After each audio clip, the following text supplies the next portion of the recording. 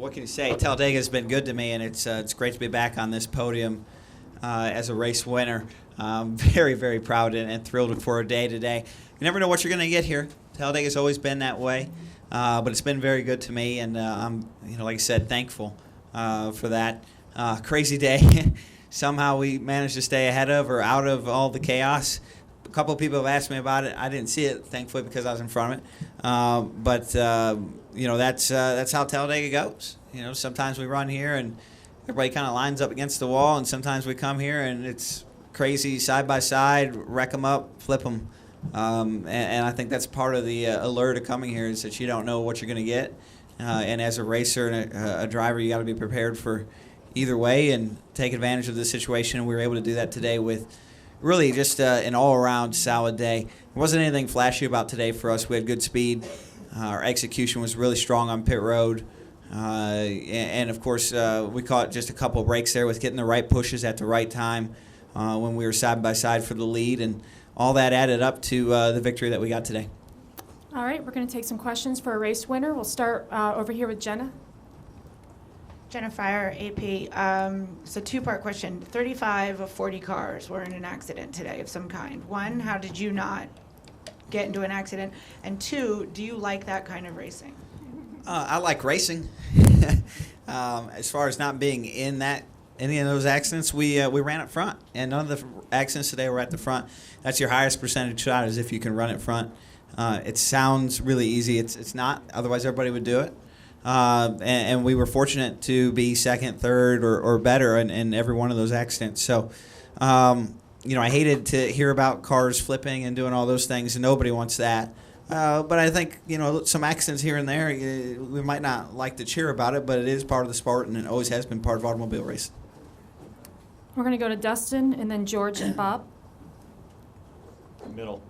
Dustin Long, NBC Sports. Brad, with the topic of cars getting upside down, just this type of racing, what it can lead to, was this a topic that you guys discussed in your drivers' council meeting on Friday, or is this a subject that could be presented? How would you guys look at presenting this issue moving forward, especially with Daytona now 2 months away and the 1-year anniversary of Austin getting into the fence there? Yeah, well, I haven't seen a replay of the accidents, in fairness, to be able to, maybe have at least a preliminary thought on what could have caused it.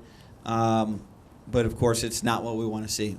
When cars get off the ground, bad things happen even more so, and we kind of get beyond that acceptable risk factor. So it's something that we'll have to all look into and see what we can do better. But it's so early. Like I said, I haven't seen them to know what happened if they were more of a wedge-style flip where a car picks another car up, or an arrow flip. I don't know. But my gut says the wedge-style flips are just part of it, and the arrow ones are ones that we can continue to science out and try to eliminate or reduce the risk of. Wedge, you mean car hitting car? Yeah. Yes, sir. Go up here to George.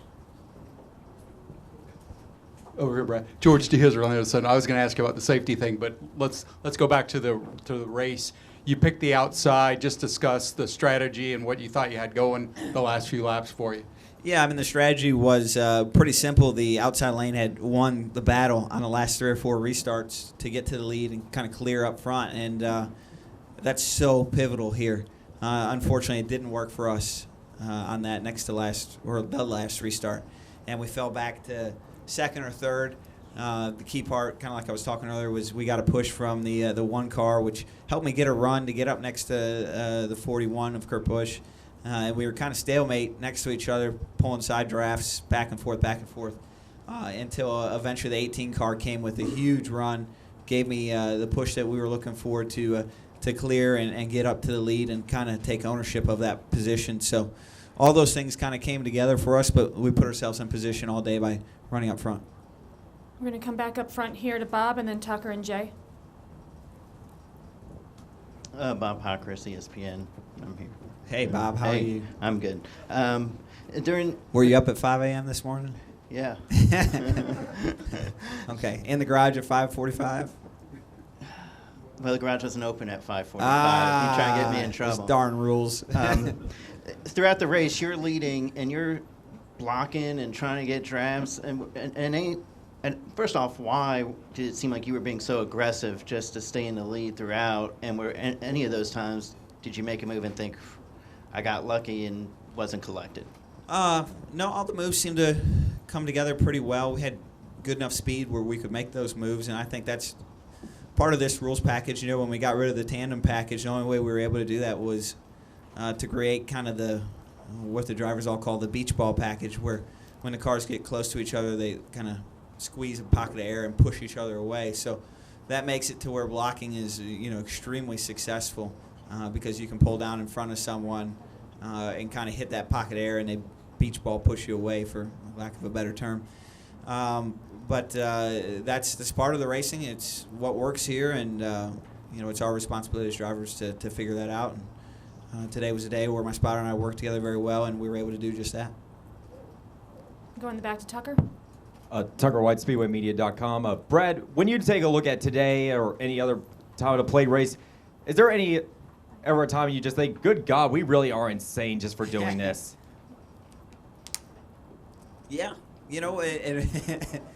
racing has always been that balance of daredevils and chess players, and some weekends we're chess players, some weekends we're daredevils, and this has always been more of the daredevil style track, which probably offsets some of the tracks that we go to that we're maybe kind of the lame chess player.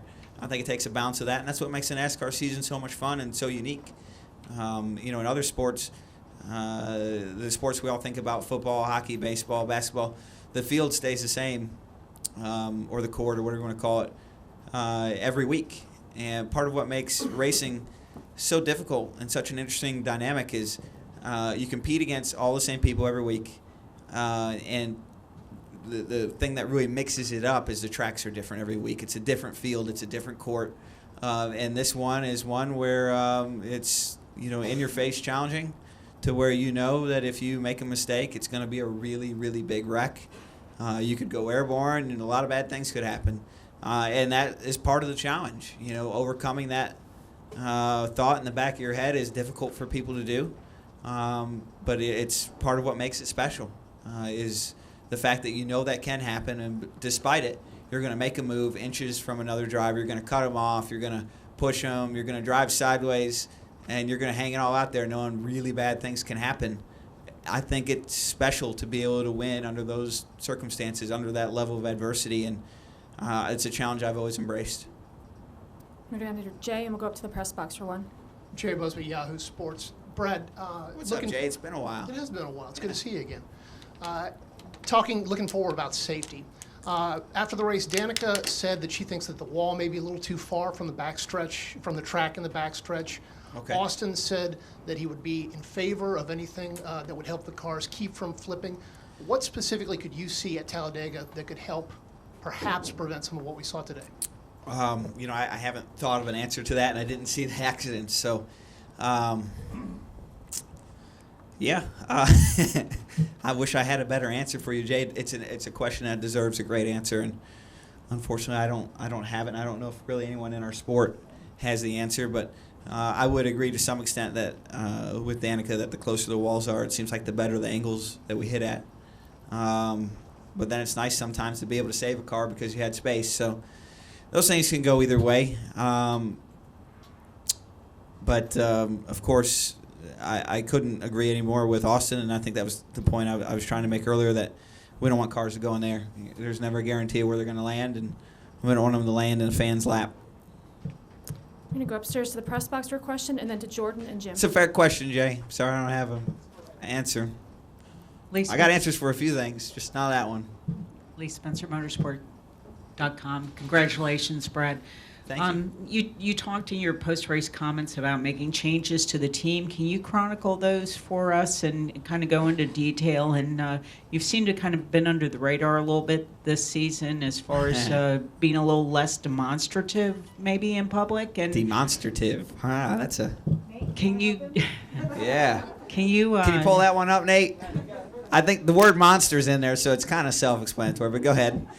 Can you detail the changes and talk about your change in attitude? Yeah, well, I mean, a lot of things have kind of shook up Team Penske, of course, the Wood Brothers relationship is one that we're proud of, but also it required some movement. Over the last 16 months, Team Penske has brought on another IndyCar team as well, so that shook some things up, along with some of the interest in Australia and so forth.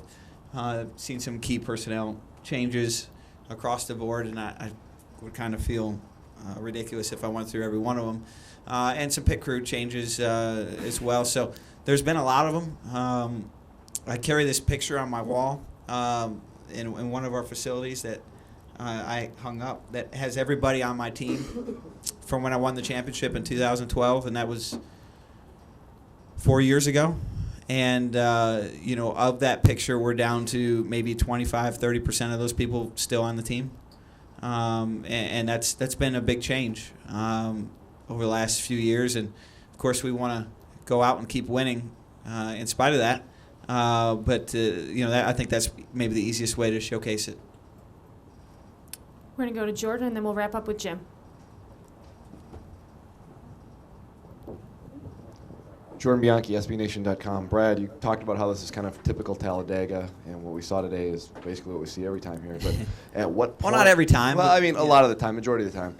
At what point does it get to a point, though, where, you know what, things maybe need to change? We saw a lot of cars get airborne. We saw some very violent wrecks, so multi-car wrecks. At some point, does this restrictor plate stuff just say, you know what, this is enough, and we need to maybe do some evaluation? Hey, I'm a capitalist. I love capitalism. There's people still paying to sit in the stands, and there's sponsors still on the cars. Drivers still willing to get in them. It kind of sounds like it's self-policing, and there's enough interest to keep going. So we'll keep going. And we're going to wrap up with Jim. Jim Utter, motorsport.com. I'm sure you've been asked this in the past, and especially here when you've won, but listening to you and Joey Meyer work in this race today, I listened a lot, and it seems that he gives you a tremendous amount of information. When you consider all that goes on in this race, how difficult it is to monitor what's going on, but also take in everything that he says, because you guys seem to share a lot more than a lot of other drivers do in these type of races. Yeah, I mean, my spotter's definitely an all-star for sure, and we did as good a job as we've ever done working together today. I'm really proud of that effort. Timing the runs here is so critical, and his communication, his way of kind of verbalizing what he sees is the key for me to be able to make the right moves on the racetrack. And I know that might be hard to explain, and because obviously I'm still holding the steering wheel, but the information turns itself into the old knowledge is power equation. And of course, you can have all the knowledge in the world if you don't do anything with it. It doesn't matter. So it's a good 1-2 punch, and I'm really proud of him for his efforts today. And we'll keep rolling on. It's a good way to go. He's been part of 3 of the 4 Talladega wins, and I don't think that's a coincidence. And we actually have one final question up here from Nate. Thanks, Jim. Nate Ryan, NBC Sports. Demonstrative? Did you look it up? No thesaurus words in this question. Okay. I promise. Right. Actually, because we've spent the entire time talking about Talladega, I thought we'd maybe direct it toward you at Talladega. I think it tends to get lost. I mean, this is your 4th victory here, and it seems like every one of them has some indelible moment of you being able to do superhuman things, whether it was 09 or 12 with Kyle Busch or 14 with Matt Kenseth. And today, I like the weird races here. Yeah, well, I mean, they're weird, but you always seem to come out on top despite the odds. And today, you're the top finishing Ford, and the next Ford is 9th. I mean, how are you able to? I guess, does it matter to you? I mean, when we talk about restrictor plate races, I don't know if you always get your due or get your credit. I don't know if your name is always at the top of that list, but maybe it should be based on your record here. And does that matter to you? And Yeah. Look, I'd rather be the guy that nobody talks about who's won here 10 times than the guy everybody talks about who's won here twice. I never got into racing just to have somebody say my name real loud or for the billboards or the lights or any of that kind of stuff. I got into it because I love it. I love the challenge. I love the reward of success, the reward internally. And so, look, I'm not out here trying to toot my own horn or showcase our own press clippings. I just want to win. And winning 4 times to me means a lot here. It doesn't mean as much as winning a second championship would mean. That's my main goal at the end of the day. But, you know, I've found in this sport, the more races you win, the easier it is to win championships. And Talladega has been a track for us that's been a great catalyst for success. And I don't know why that is. It's a track where if you're capable of winning here, I think you show a certain level of attitude and swagger that carries your way through the rest of the year, or it's just there in general. So I like that, but hey, you know, if nobody wants to talk about it, that's fine too. I'm okay with that. I'd rather just keep winning and being up front.